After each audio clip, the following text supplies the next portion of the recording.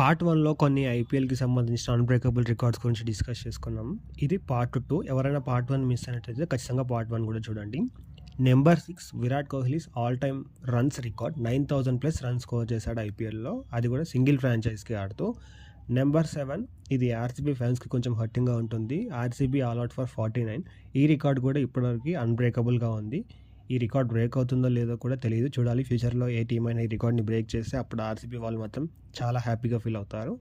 Number 8 most catches in single season.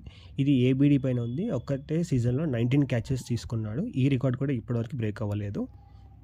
Number 9 most hat-tricks. Amit Mishra 3 times తను hat trick అయితే తీసుకున్నాడు. So ఒకసారి రావడమే చాలా కష్టం. అలాంటి తను 3 timesతో రికార్డ్ అయితే క్రియేట్ చేశాడు. చూడాలి ఫ్యూచర్లో ఈ రికార్డ్ బ్రేక్ అవుతుందో లేదో.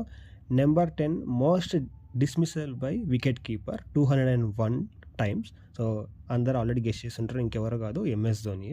సో ఇవి ఇంకొన్ని అన్బ్రేకబుల్ రికార్డ్స్. నెక్స్ట్ వీడియోలో ఇంకొన్ని అన్బ్రేకబుల్ రికార్డ్స్తో కలుద్దాం.